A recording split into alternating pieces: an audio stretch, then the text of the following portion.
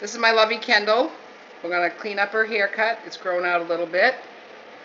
Kendall, we're starting her haircut. It's actually like, I don't know how to explain it, but a bi-level haircut. And it's going to go like this, and then the top will be cut separate so it's not connected. So I'm just going to give you an idea of how we do it. You take a section out like this, hold it straight out. I think you call that a 45. And you skim along the top until you run out of hair, and that's the section. You will see it when I'm finished.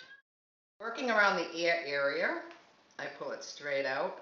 I do a little bit more of a scoop. I start a little higher so it can be more thinned out and you have a definition between the front and the back a little bit.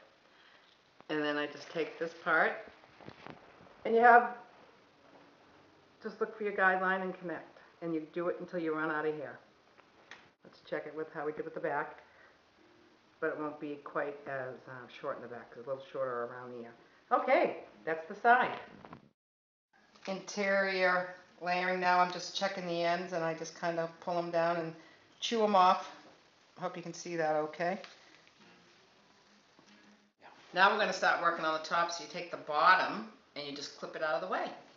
And then very simply you drop this down and you start a brand new haircut like that doesn't even exist. Now we're starting to work around the top layer. Remember we had pinned it underneath, and I'm just looking to see what needs to be done. I'm pulling it out vertically, but don't forget I'm not getting anything from underneath. So it's done like the bottom, but I'm not pulling it out so much like this because I'm trying to leave a little length. And then you just double check it with the back,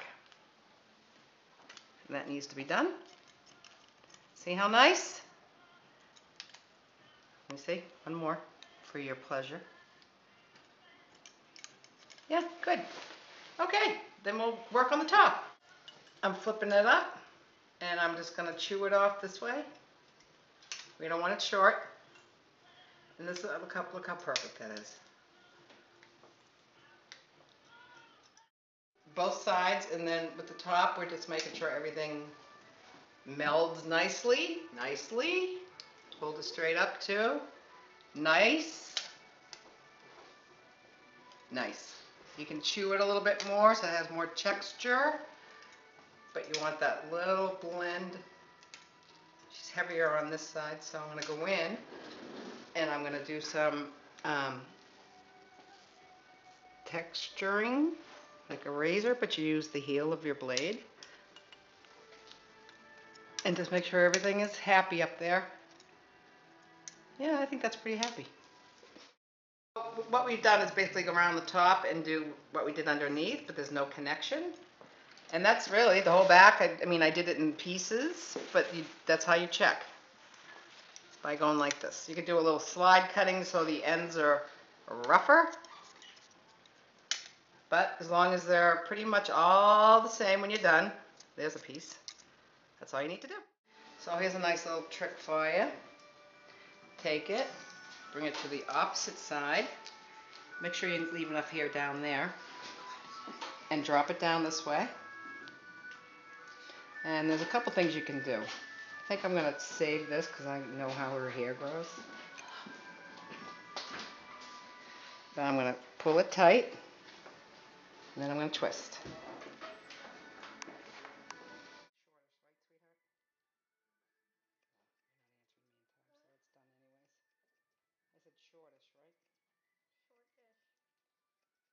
And you just keep chewing it off. I'm actually using a blending blade with the twist until it's clean.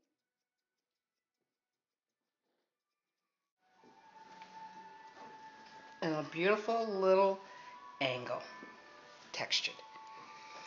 And then I'm going to take the whole thing. To take the weight off it, you bring it forward, set it back, take that off. And use regular shears and point cut. And then I'll be doing some texturizing techniques after.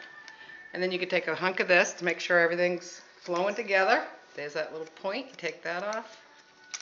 And you take this to see how we're doing. Lovely. Fabulous. Even though it's disconnected, wherever you grab it, it should be going in some place. It just can't be left alone unless purposely done. Here's our side bang. Now we're just going to have a look down and blend it in. It's easy cheesy. Always cut to the way their hair grows. And you bring that up a little bit, so it still goes from shorter to longer.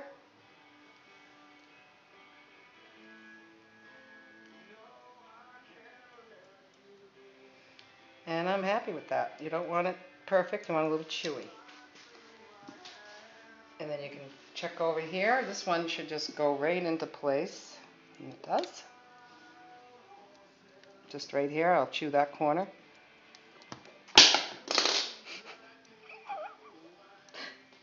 There. Oops, don't even need the comb, all right? Head up, please. You really don't.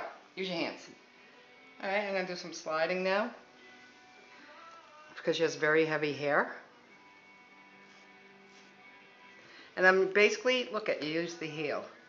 And you just know, you can see it clump where it's heavy.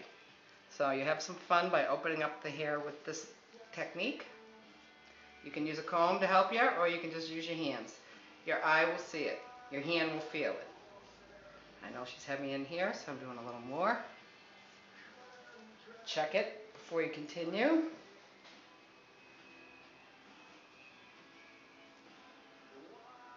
And yeah, make odd lengths so it can be a little messy.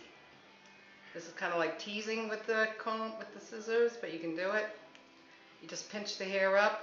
Sometimes you take off a lot, sometimes you take off very little. But just a little sliding and teasing. Again, just so the ends are always free. They're not like blunt. All right, I released the bottom. I like that chewy look. I can tell right in here she needs a little more. And see, it just kind of go in, you can feel it where it's too thick. You can go this way. Use your hands and your scissors. I like that better. Just so you can see all the different texture, the angle, and how it blends. And then we'll look at the back here. That's that disconnected two-part haircut. Leaves the bottom very thinned out. And looks like I got a little work right there. And slightly angled with some shortness on top. All right, I'm going to fix this a little bit. And that is the disconnected funky haircut for Kendal.